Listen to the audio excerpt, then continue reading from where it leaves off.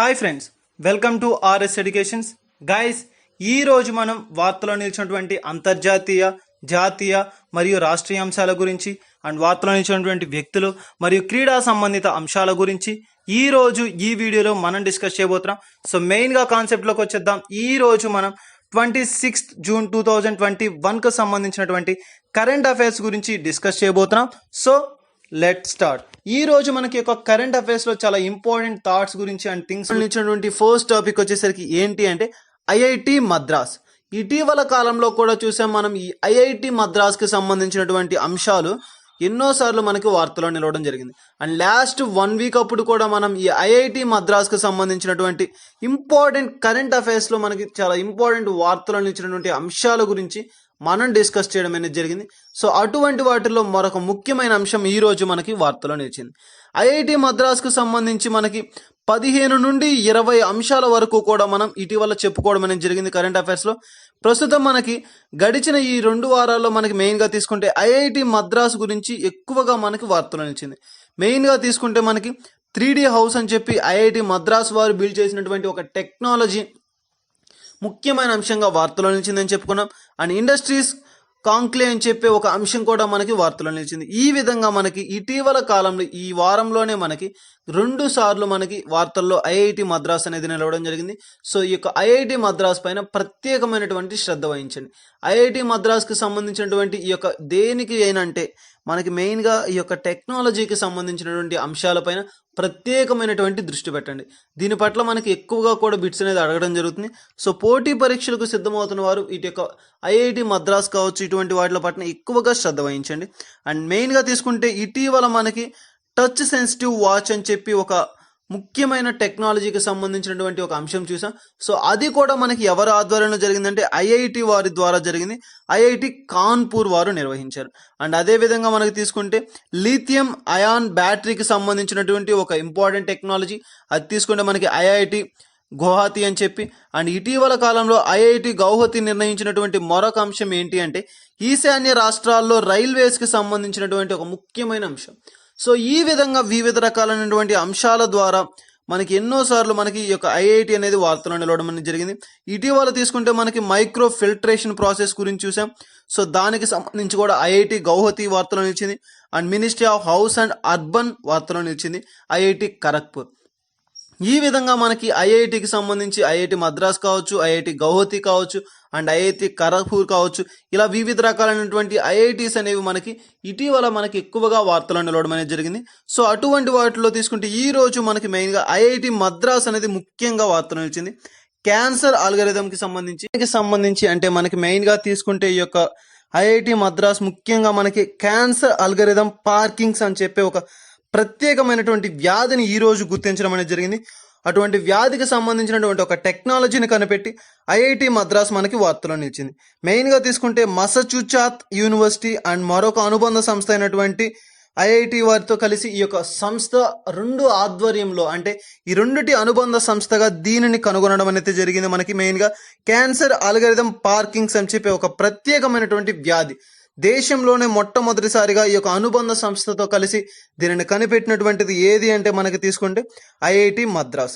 So ఈ IIT Madras వారు అంటే మెయిన్గా తీసుకుంటే మనకి మసాచుసెట్స్ అని చెప్పి ఒక యూనివర్సిటీ సహాయకారంతో ఆరొక అనుబంధ సంస్థతో కలిసి దీన్ని కనుగొనడం జరిగింది.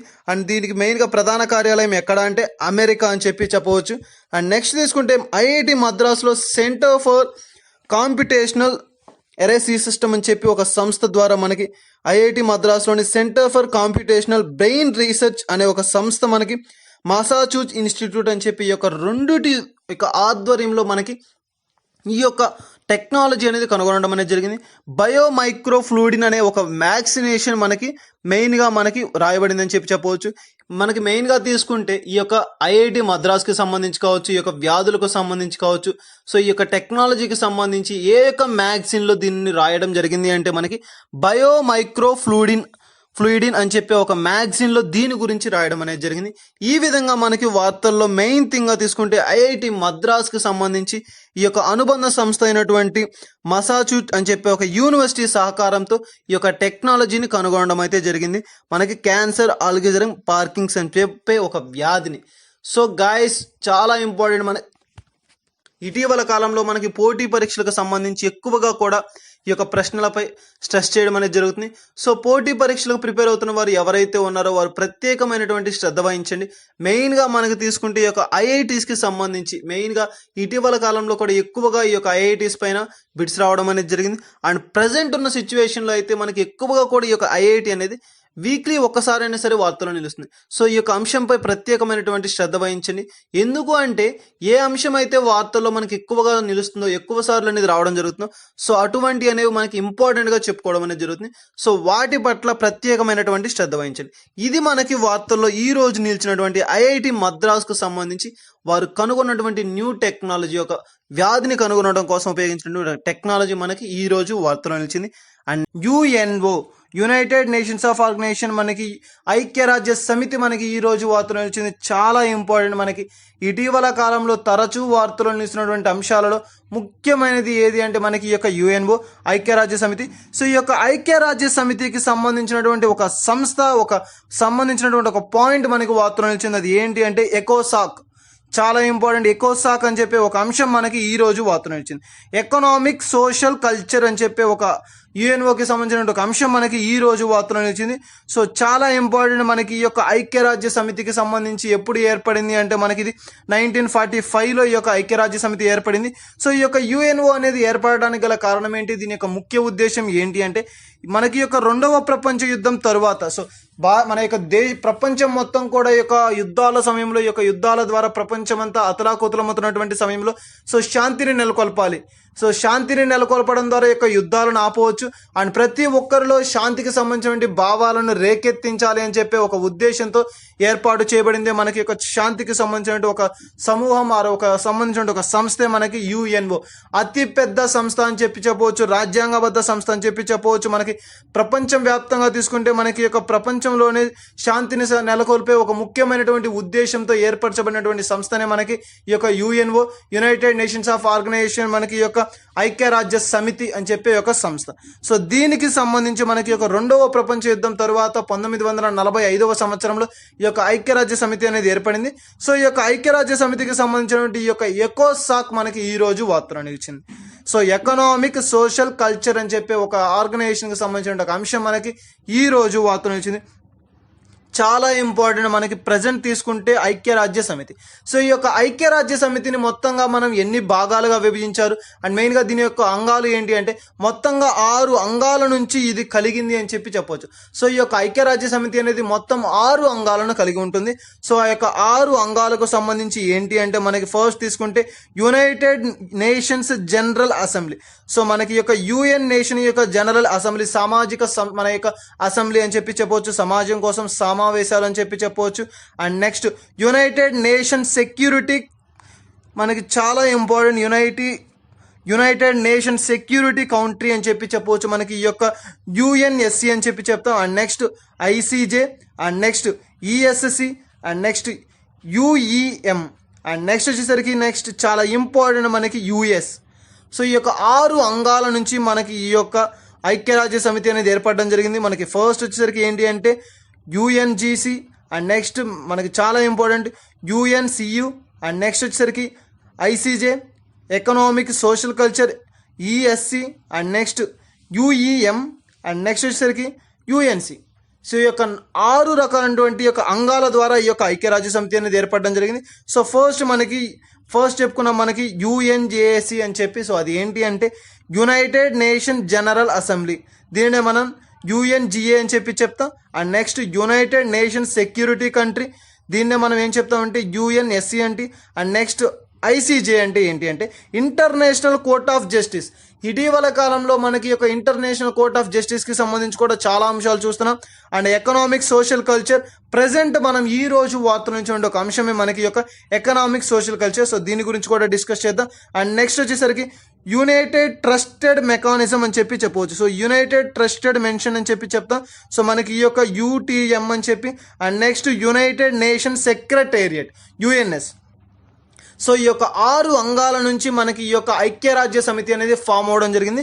సో దాంట్లో మనకి తీసుకుంటే మనకి మెయిన్ థింగ్స్ వచ్చేసరికి జనరల్ అసెంబ్లీ. సో శాంతికి సంబంధించినటువంటి సమావేశాలు అన్నీ కూడా ఒక చోట నిర్వహించబడుతూ అండ్ దానికి సంబంధించినటువంటి అంశాలపైన సమావేశాలు నిర్వహించే సంస్థ అని చెప్పవచ్చు. అండ్ నెక్స్ట్ వచ్చేసరికి యునైటెడ్ సెక్యూరిటీ కంట్రీ. సో మన దేశానికి సంబంధించి, రాష్ట్రాలకు సంబంధించి లేదా దేశాలకు సంబంధించి, ప్రపంచాలకు సంబంధించి సెక్యూరిటీ, సో భద్రతాపరమైనటువంటి ఒక అంశం అని చెప్పవచ్చు. And next international court of justice. ఇటీవల కాలంలో యొక్క తరచూ వార్తలు నిలుస్తున్నటువంటి అంశాలు, దేశాల పట్ల కానీ రాష్ట్రాల పట్ల కానీ ఏదైనా వివాదాస్పదమైనటువంటి గొడవలు వచ్చినప్పుడు ఆయా సమయాల్లో మనకి ఈ యొక్క ఇంటర్నేషనల్ కోర్ట్ ఆఫ్ జస్టిస్ ని యూజ్ చేయడం అనేది జరుగుతుంది. And next economic, social, culture present మనకు ఉన్నటువంటిది. అండ్ నెక్స్ట్ ట్రస్టెడ్ మెంషన్షిప్. And next secretariat. సో వీటికి సంబంధించి మనకి ఈ రోజు తీసుకుంటే ఎకోసోక్, యుఎన్ఓకి సంబంధించిన 6 అంగాల్లో ఒక అంగం గురించి ఈ రోజు మనం డిస్కస్ చేయబోతున్నాం. సో ఆ యొక్క అంశం మనకి ఈ రోజు వార్త నుంచి. So what is meant by ఎకోసాక్? సో మనకి ఒక ఎకోసాక్ అనేది ఈ రోజు ఏ అంశం పైన ఆధారంగా మనకి ఈ రోజు వార్తలో నిలిచిందంటే ఆర్థిక సామాజిక మండలికి సంబంధించిందే మనకి ఈ యొక్క ఎకోసాక్. సో ఆర్థిక పరమైనటువంటి, సామాజిక సంబంధించినటువంటి ఈ యొక్క ఎకోసాక్ కి ప్రతి దేశము కూడా, సో ప్రతి దేశము నుంచి కూడా మనకి దీనికి సంబంధించినటువంటి అంశాలను పట్ల అధ్యయనం చేయడమే దీని యొక్క ముఖ్య ఉద్దేశం. సో ఈ ఆర్థిక పరమైనటువంటి అంశాల పట్ల, సామాజిక పరమైనటువంటి అంశాల పట్ల వివిధ దేశాల్లో ఏ విధమైనటువంటి భద్రతాపరమైనటువంటి చట్టాలను లేదంటే ఏ విధమైనటువంటి ఫాలో అప్ చేస్తున్నారని చెప్పి అంశాలను వెలుగులోకి తీసుకొచ్చేటువంటి ఒక అంశమే మనకి యొక్క ఎకోసాక్ సంస్థ. ఇది మనకి యుఎన్ఓ, యునైటెడ్ నేషన్ ఆర్గనైజేషన్ సంస్థకు సంబంధించిన ఒక సంస్థ. అండ్ దీంట్లో మొత్తంగా ఎన్ని సభ్య దేశాలు ఉన్నాయంటే 54 సభ్య దేశాలు. సో టోటల్గా 54 సభ్య దేశాలు కలిగినటువంటి యొక్క ఎకోసాక్ అని చెప్పే ఒక అంశం. దీన్ని ఎప్పుడు ఏర్పాటు చేశారంటే యుఎన్ఓకి అంశంగా, అంటే 1945వ సంవత్సరంలో 1945లో ఆఫ్టర్ సెకండ్ వార్, మన యొక్క రెండవ ప్రపంచ యుద్ధం తరువాత ఈ యొక్క యుఎన్ఓకి సంబంధించి ఎకోసాక్ ని ఏర్పాటు చేయడం అయితే జరిగింది. సో ఇది మనకి ఈ రోజు వార్తనటువంటి ఒక ఎకోసాక్ సంబంధించిన అంశం. సో అభ్యర్థులు గమనించాలి, ముఖ్యంగా ఎవరైతే పోటీ పరీక్షలకు ప్రిపేర్ అవుతున్నారో వారు ఎక్కువగా ఇటువంటి అంశాలు వచ్చినప్పుడు వాటి పట్ల ప్రత్యేకమైనటువంటి శ్రద్ధ వహించండి.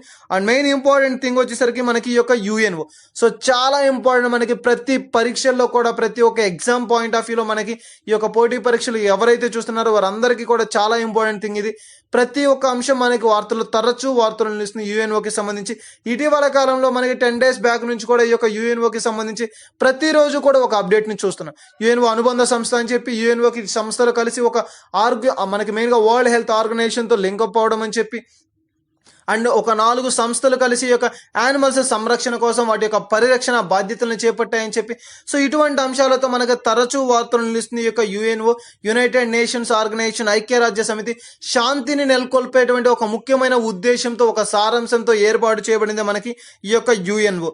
దీనికి సంబంధించినటువంటి ఎకోసాక్ మనకి ఈ రోజు వార్తలు వచ్చింది. సామాజిక మండలి అండ్ మెయిన్ గా తీసుకుంటే ఆర్థిక మండలి యొక్క 2 అంశాలకు సంబంధించి ప్రతి దేశం తీసుకున్నటువంటి చర్యల పట్ల ఈ రోజు మనకి ఈ యొక్క అంశం అనేది వార్తలు వచ్చింది. సో మొత్తంగా తీసుకుంటే దీంట్లో 54 సభ్య దేశాలు ఉన్నాయి. అండ్ 1945లో ఈ యొక్క మనకి ఎకోసాక్ అనేది ఏర్పాటు చేయడం అనేది జరిగింది. సో ఇది మనకి ఈ రోజు వార్తలు నిలిచినటువంటి యుఎన్ఓకి సంబంధించినటువంటి, ఐక్యరాజ్య సమితికి సంబంధించినటువంటి ఎకోసాక్ అని చెప్పే ఒక అంశం. సో గైస్, ఇటువంటి అంశాల పట్ల ప్రత్యేకమైనటువంటి శ్రద్ధ వహించండి. అండ్ నెక్స్ట్ వచ్చేసరికి ఈ రోజు వార్తలు నిలిచిన మరొక అంశం ఏది అంటే మనకి ఒక సముద్రం మనకి వార్తలు నిలిచింది. చాలా ఇంపార్టెంట్. ఒక సీ మనకి వార్తలు నిలిచింది. సో సముద్రాలకు సంబంధించినటువంటి అంశాలు మనకి నిన్నటి రోజున కూడా చూసాం. మనకి ఒక వరల్డ్ ఓషన్స్ డే అని చెప్పి, సో ప్రపంచ సముద్ర దినోత్సవం, నీటి వనరుల దినోత్సవం అని చెప్పి మనకి సో June 8న సెలబ్రేట్ చేసుకుంటారని చెప్పి కూడా చూసాం. సో అటువంటి అంశాలకు కూడా మనం నిన్నటి రోజున చూడడం అయితే జరిగింది. సో డైలీ కూడా మనకి ఒక ఓషన్స్ కి సంబంధించి వార్తలు నిలిచాం. ఇటీవల కాలంలో కూడా మనం చూసాం, ఒక ఓషన్ అనేది 2 దేశాలను కలుపుతుంది అని చెప్పి, అండ్ ఒక నదులకు సంబంధించినటువంటి అంశాలు కానీ తరచూ వార్తలు నిలిచినటువంటి అంశాలు మనకి ఒక ఓషన్స్ కి సంబంధించి కూడా చూసుకుంటే ఇటీవల కాలంలో 1 week బ్యాక్ కూడా చూసాం ఈ యొక్క ఓషన్స్ కి సంబంధించి. సో అటువంటి అంశాలు వచ్చినప్పుడు అటువంటి అంశాల పట్ల ప్రత్యేకమైనటువంటి శ్రద్ధ వహించండి. సో మెయిన్ గా తీసుకుంటే ఈ రోజు మనకి మెయిన్ థింగ్ వచ్చేసరికి మరొక అంశం వార్తలు నిలిచింది. అది ఏంటి అంటే సముద్రం. సో సముద్రాలకు సంబంధించినటువంటి ఒక అంశం మనకి వార్తలు నిలిచింది. ఒక సముద్రం మనకి వార్తలో నిలిచిందని చెప్పవచ్చు. సీ ఆఫ్ మర్మరా అని చెప్పి ఒక అంశం, సీ ఆఫ్ మర్మరా అని చెప్పి ఒక అంశం. సో ఈ రోజు మనకి వార్తలో నిలిచింది. బ్లాక్ సీని అండ్ ఏజియన్ సీ అని చెప్పి ఒక రెండు దేశాలను కలిపే, ఈ యొక్క రెండు సీలను కలిపేటువంటి ఒక సీనే మనకి యొక్క మర్మరాశి. ఎందుకు అంటే మనకి మెయిన్గా తీసుకుంటే ఈ యొక్క మ్యాప్ ఫామ్లో మీకు ఎందుకు వీటిని డినోట్ చేస్తున్నానంటే, సో మనకి ఈ యొక్క బ్లాక్ సీకి అంటుకొని ఉన్నటువంటి యొక్క దీనికి అటాచ్ అయినటువంటి యొక్క దేశాలు ఏంటి, అండ్ దానికి సంబంధించి చుట్టుపక్కల ఉన్నటువంటి దేశాలు ఏంటి, ఎటు సైడ్ ఏ దేశం మనకి ఏ యొక్క సైన్యం వైపు ఉంది అండ్ ఈ సైన్యం వైపు ఏది, ఇటువంటి అంశాలకు మనకి మెయిన్ థింగ్స్గా తీసుకుంటాం. అండ్ అదేవిధంగా తీసుకుంటే ఏజియన్సీ, సో ఏజియన్సీకి సంబంధించి దానికి అటాచ్ అయినటువంటి దేశాలు ఏంటి అండ్ దాని చుట్టుపక్కల ఉన్నటువంటి ప్రాంతాలు ఏంటి. సో ఇటువంటి అంశాలను మనకి చాలా ఇంపార్టెంట్ కాబట్టి ఒక మ్యాప్ ద్వారా మీకు డినోట్ చేయడం అయితే జరుగుతుంది. సో ఈ యొక్క రెండు సీస్ని కలిపేటువంటి ఒక సీరే మనకి యొక్క Marmara Sea, Black Sea and Aegean Sea అని చెప్పేసి ఈ రెండు సీలను కలిపేటువంటి ఒక సీనే మనకి ఈ యొక్క సీ ఆఫ్ మర్మరా. సో రెండు ప్రాంతాలను రెండు దేశాలను కలిపేటువంటి సీ అని చెప్పవచ్చు. సో ఇటువంటి అంశాలు వచ్చినప్పుడు ఆ యొక్క అంశాల పట్ల ప్రత్యేకమైనటువంటి శ్రద్ధ వహించండి. అండ్ ఇంపార్టెంట్ థింగ్ వచ్చేసరికి ఇటువంటి సముద్రాలకు సంబంధించి, ఓషన్స్కి సంబంధించి ఏ ప్రాంతాలను కలుపుతున్నాయి అండ్ ముఖ్యంగా ఏ ప్రాంతానికి సంబంధించింది. సో ఇటువంటి అంశాలు వచ్చినప్పుడు ఆ యొక్క అంశాల పట్ల, అటువంటి యొక్క ఇంపార్టెంట్ థింగ్స్ పట్ల మనకు ప్రత్యేకమైన శ్రద్ధ వహించండి. సో గాయస్, మనకి ఎవరైతే పోటీ పరీక్షలకు ప్రిపేర్ అవుతున్నారో వారందరూ కూడా ఈ యొక్క సముద్రాలకు సంబంధించి, నదులకు సంబంధించి, సరస్సులకు సంబంధించి, ఏ రాష్ట్రానికి సంబంధించినవి, ఏ ప్రాంతానికి సంబంధించినవి, ఏ యొక్క ఖండంలో ఈ యొక్క సముద్రాలు ఉండబడడం జరిగింది. సో ఇటువంటి అంశాల పట్ల ప్రత్యేకమైనటువంటి శ్రద్ధ వహించండి. అండ్ మెయిన్ ఇంపార్టెంట్ థింగ్, ఏ ఇయర్లో మనకి దీన్ని వెలువరించడం జరిగింది. సో ఇటువంటి అంశాలను ఎక్కువగా కూడా మనకి ఇంపార్టెంట్ థింగ్స్గా అడగడం కూడా జరుగుతుంది. సో అటువంటి అంశాల పట్ల ప్రత్యేకమైనటువంటి శ్రద్ధ వహించండి. సో ఇది మనకి ఈ రోజు వార్తలు ఒక సీకి సంబంధించినటువంటి అంశం, సీ ఆఫ్ మర్మరా అని చెప్పవచ్చు. సో దానికి ఈ యొక్క బ్లాక్ సీని అండ్ ఏజియన్ సీ, ఈ యొక్క రెండు సీస్ను కలిపేటువంటి ఒక సంస్థే, ఒక సముద్రమే మనకి ఈ యొక్క సీ ఆఫ్ మర్మరా అని చెప్పవచ్చు. సో ఇది మనకి ఈ యొక్క సముద్రాలకు సంబంధించి ఈ రోజు వార్తలు ఒక ఇంపార్టెంట్ థింగ్. అండ్ నెక్స్ట్ వచ్చేసరికి ఈ రోజు వార్తలు మరొక అంశం ఏది అంటే ఇండియా అండ్ యుఎస్ఏ సంబంధాలు మనకి ఈ రోజు వార్తలు వచ్చాయి. సో ఇండియా యుఎస్ఏ సంబంధాల్లో ఒక ప్రత్యేకమైనటువంటి ఒక అంశం మనకి ఈ రోజు వార్తలు వచ్చింది. ఇటీవల కాలంలో యొక్క అమెరికా దేశానికి, ఇండియా దేశానికి సంబంధాలు అనేది చాలా ఎక్కువగా ఉండమని చూస్తున్నాం. సో అనేక విషయాల్లో అనేక ఒప్పందాలను కుదుర్చుకున్న అండ్ చాలా మంచి స్నేహం కలిగినటువంటి దేశాలుగా కూడా మనం వీటిని చెప్పుకోవచ్చు. సో ఆ విధంగా తీసుకుంటే మనకి నూతనమైనటువంటి వరవడికల ద్వారా అండ్ ఇంపార్టెంట్ థింగ్ ఏంటంటే నూతనమైనటువంటి స్కీమ్స్ ద్వారా మనకి యొక్క ఒప్పందాలని కుదుర్చుకోవడం అనేది జరుగుతుంది. సో రెండు దేశాల మధ్య ఎప్పుడు కూడా శాంతిని నెలకొల్పడం అనేది చాలా ఇంపార్టెంట్. సో అటువంటి దేశాలుగా వీరి యొక్క దేశాలను తీసుకోవడం అయితే జరుగుతుంది. సో వీరి యొక్క కాన్సెప్ట్ లోకి వచ్చేస్తే ఏంటంటే ఇండియా అండ్ యుఎస్ఏకి సంబంధించిన ఒక ఒప్పందం మనకి ఈ రోజు వార్తొచ్చింది. ఆ యొక్క ఒప్పందం ఏంటి అంటే హెలికాప్టర్స్ కి సంబంధించిన ఒక ఒప్పందానికి సంబంధించిన భాగం మనకి ఈ రోజు వార్తొచ్చింది. రోమియో హెలికాప్టర్స్ అని చెప్పి చూసాం. సో రోమియో హెలికాప్టర్స్ అని చెప్పి ఒక హెలికాప్టర్ కి సంబంధించి అపాచీ చిను హెలికాప్టర్ అని చెప్తాం. ఇటీవల కాలంలో కూడా చూసాం మనకి హెలికాప్టర్స్ కి సంబంధించి సో వివిధ దేశాలు డ్రోన్స్ ద్వారా అండ్ యొక్క వ్యాక్సినేషన్స్ ని ప్రక్రియను చూసేది అండ్ ఇంపార్టెంట్ యొక్క ఉత్పత్తులను సంబంధించి సో అపెడా అనే సంస్థ నిర్వహించేటువంటి అంశాల పట్ల సో ప్రత్యేకంగా మనకి ఇటువంటి అంశాలు వచ్చినప్పుడు శ్రద్ధ వహించండి. సో మెయిన్ గా తీసుకుంటే ఈ రోజు మనకి యొక్క హెలికాప్టర్ రోమియో హెలికాప్టర్, మనకి అపాచీ చిను హెలికాప్టర్ అని చెప్పి చెప్తాం. ప్రజెంట్ వచ్చేసరికి మనకి MH-60 రోమియో హెలికాప్టర్ అనేది వార్తలో నిలిచింది.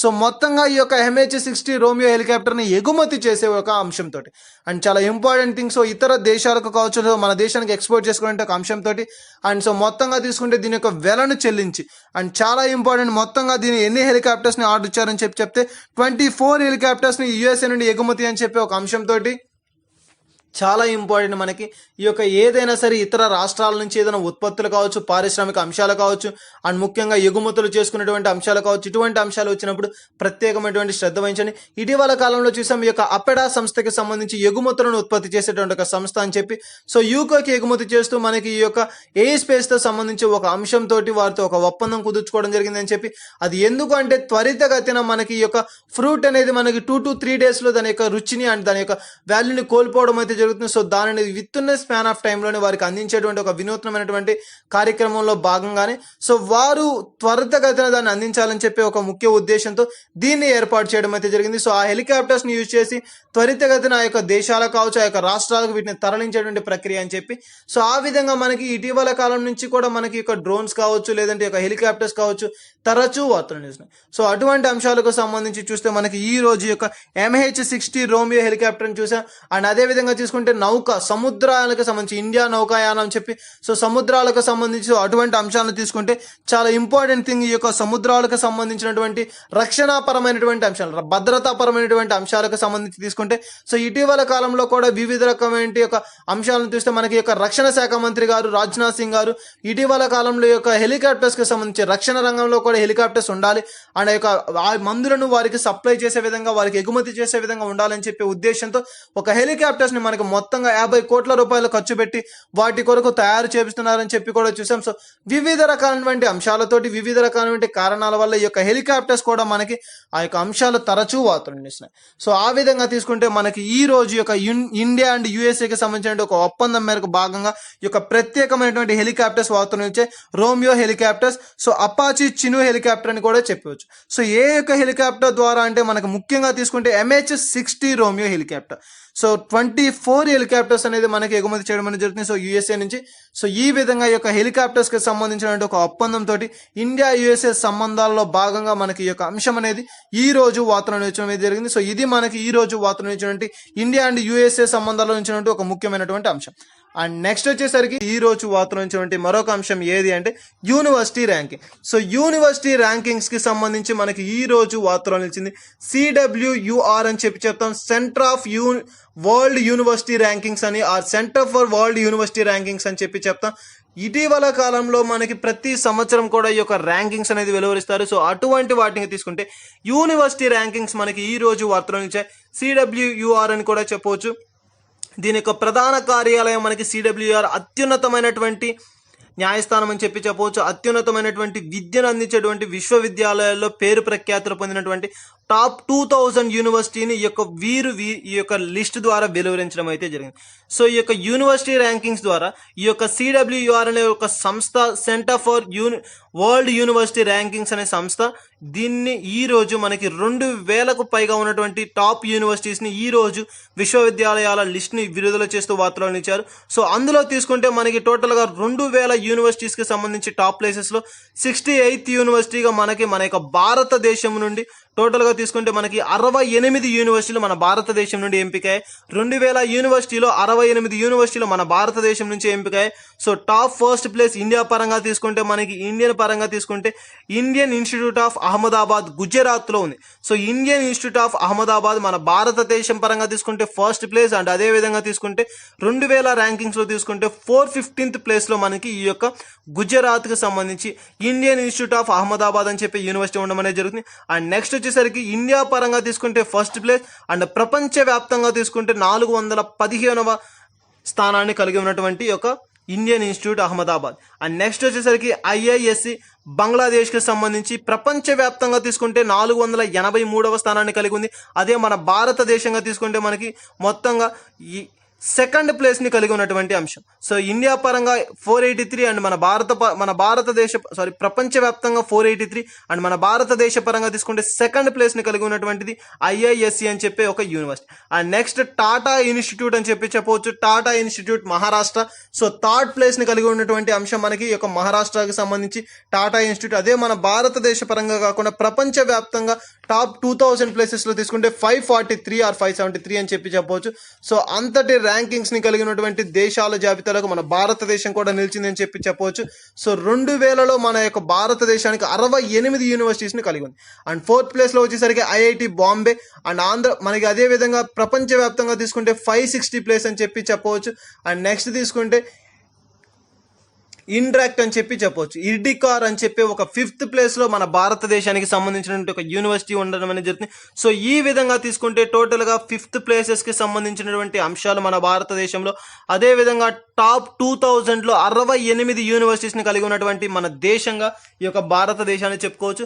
సో చాలా ఇంపార్టెంట్ మనకి ఎక్కువగా కూడా ఇక యూనివర్సిటీస్ కి సంబంధించి ఇటీవల కాలంలో తరచూ వార్తలు నిలుస్తున్నాయి. అండ్ మెయిన్ గా తీసుకుంటే యూనివర్సిటీ ర్యాంకింగ్స్ మనకి ఈ రోజు వార్తలు నిలిచాయి. ఈ యొక్క యూనివర్సిటీ యూనివర్సిటీ ర్యాంకింగ్ కి సంబంధించి దీన్ని నిర్వహించేటువంటి సంస్థ ఏది అంటే యూనివర్సిటీ ఫర్ వరల్డ్ అని చెప్పవచ్చు. వరల్డ్ యూనివర్సిటీ ర్యాంకింగ్స్ ని విడుదల చేసేటువంటి ఒక సంస్థ CWUR అని చెప్పవచ్చు. Centre for world university rankings అని చెప్పి ఒక సంస్థ దీనిని నిర్వహిస్తుంది. సో వీరు ఈ రోజు 2000 యూనివర్సిటీస్ ని వెలువరించడం అయితే జరిగింది. టాప్ 2000 యూనివర్సిటీని వెలువరించారు. సో ఆ యొక్క లిస్ట్ లో మన భారతదేశానికి చెందినటువంటి 68 యూనివర్సిటీస్ ని కలిగి ఉంది అని చెప్పవచ్చు. సో ఇది మనకి ఈ యొక్క యూనివర్సిటీ ర్యాంకింగ్స్ కి సంబంధించి CWUR అని చెప్పి ఒక సంస్థ నిర్వహించినటువంటి లిస్ట్ కి సంబంధించి మన భారతదేశంలో ఉన్నటువంటి స్థానాల సంఖ్య ఈ విధంగా ఉన్నాయి. సో ఈ అంశాల పట్ల ప్రత్యేకమైనటువంటి శ్రద్ధ వహించండి. ఏ యొక్క అంశాలైనా సరే మనకి ఎక్కువగా కూడా ఈ యొక్క యూనివర్సిటీస్ కి సంబంధించినటువంటి అంశాల పట్ల శ్రద్ధ వహించండి. అండ్ నెక్స్ట్ వచ్చేసరికి ఈ రోజు వాతావరించినటువంటి మరొక అంశం ఏది అంటే యంగ్ వారియర్స్.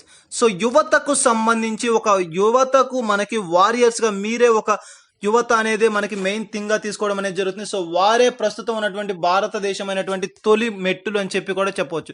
సో నేటి పౌరులే రేపటి మనకి చాలా ఇంపార్టెంట్ ఒక నానుడి కూడా ఉంది. సో భారతదేశంలో అత్యంతమైనటువంటి శక్తివంతమైన కలిగినటువంటి ఇంపార్టెంట్ థింగ్ ఏంటి అంటే యువత.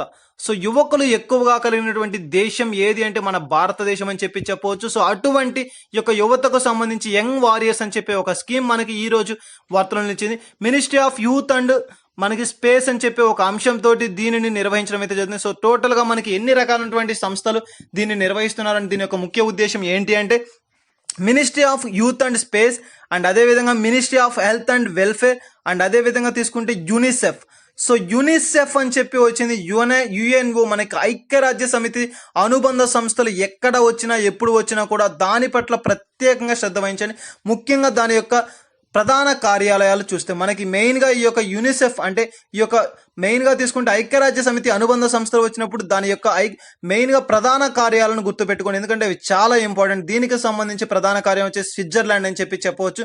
ఇటీవల కాలంలో కూడా మనకి నిన్నటి రోజున కూడా ఈ యొక్క ఐక్యరాజ్య సమితి యొక్క అనుబంధ సంస్థలు కలిసి ఒక కార్యక్రమాన్ని చేపట్టడం జరిగాయి. ఏంటి అంటే మనకి డిసీజెస్. సో యానిమల్స్ కి సంబంధించినటువంటి వచ్చేటువంటి డిసీజెస్ పట్ల వారు ప్రత్యేకమైనటువంటి ఒక అధ్యయనం కోసం కొన్ని టీమ్స్ గా ఏర్పడడం అయితే జరిగింది అని చెప్పి నిన్నటి రోజున మనం చూడడం అయితే జరిగింది. సో ఆ విధంగా తీసుకుంటే ఈ రోజు మనకి యొక్క UNO యొక్క ఐక్యరాజ్య సమితి సంబంధించినటువంటి అనుబంధ సంస్థలు వార్తలు నిలవడం అయితే జరుగుతుంది. సో తరచూ వార్తలు నిలుస్తున్నటువంటి ఒక ముఖ్యమైన సంస్థ ఏది అంటే మనకి ఐక్యరాజ్య సమితి. సో ఈ UNOకి సంబంధించినటువంటి అంశాలు వచ్చినప్పుడు ప్రత్యేకమైనటువంటి శ్రద్ధ వహించండి. సో ఈ రోజు మనకి తీసుకుంటే యువ అనే సంస్థ కూడా వార్తలు నిలవడం అయితే జరిగింది. సో టోటల్ గా Ministry of Youth and Space and అదేవిధంగా Ministry of Health and Welfare and UNICEF and యువ అనే ఒక 4 అనుబంధ సంస్థలు ఐక్యరాజ్య సమితి అనుబంధ సంస్థలు అండ్ అదేవిధంగా 950కు పైగా ప్రైవేట్ సంస్థలు. సో ఈ యొక్క మొత్తము సంస్థలు అన్నిటిని కలిపి ఒక కార్యక్రమాన్ని చేపట్టడం అయితే జరిగింది. కోవిడ్ వారియర్స్ గా కోవిడ్ కి అగైనెస్ట్ గా ఒక ప్రజలను వినూత్నపరిచే చైతన్యపరిచేటువంటి ఒక కార్యక్రమం మనకి ఈ రోజు ఈ యొక్క యంగ్ వారియర్స్ ద్వారా ఆరంభించడం అయితే జరిగింది. చాలా ఇంపార్టెంట్ మనకి ఈ యొక్క మెయిన్ గా తీసుకుంటే ఐక్యరాజ్య సమితి అనుబంధ సంస్థలు అండ్ 950 ప్రైవేట్ సంస్థల ఆధ్వర్యంలో నిర్వహించబడినటువంటి ఒక కార్యక్రమం మనకి ఈ యొక్క యంగ్ వారియర్స్ అని చెప్పవచ్చు. సో ఈ యొక్క యంగ్ వారియర్స్ సంస్థను ప్రారంభించినటువంటి వారు ఎవరు అంటే ఐక్యరాజ్య సమితి.